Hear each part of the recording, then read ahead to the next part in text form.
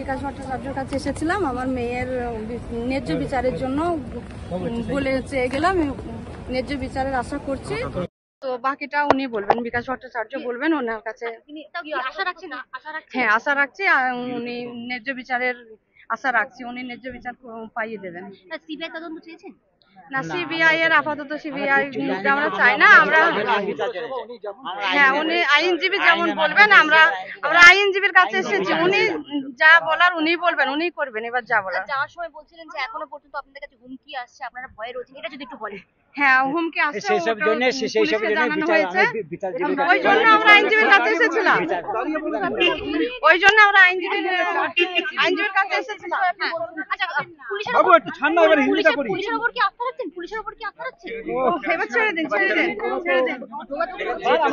যেটার জন্য এসেছি সেটা আমরা তো সবই তো বললাম, আমরা বিচারের জন্য এসেছি, আমরা বিচার চাই, বুঝলেন তো। আইনজীবীর কাছে এসেছি, বিকাশ ভট্টাচার্যের কাছে, বাকিরা ওর কাছে জেনে নেবেন, খালি উনি বলবেন।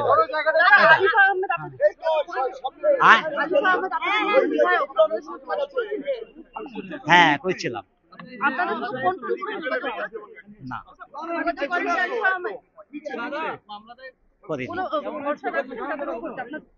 না, আমরা কোনো কার কাছে আমরা একটাই, আমরা চাই বিচার, আমরা বিচার চাই, আমরা ওই কিছু সেই জন্য আমি আইনজীবীর কাছে এসেছি বিচার চাইতে। আপনারা কি মামলা দায়ের করেছেন?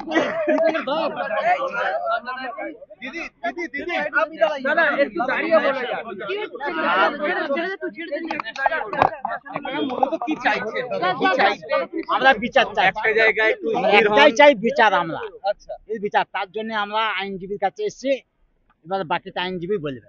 ইনভেস্টিগেশন কি তাহলে ঠিকঠাকভাবে, তদন্ত ঠিকঠাকভাবে হচ্ছে না, জানতে পারবেন সেগুলো? এর পরে সমস্ত আইনজীবীর কাছে জানতে পারবেন।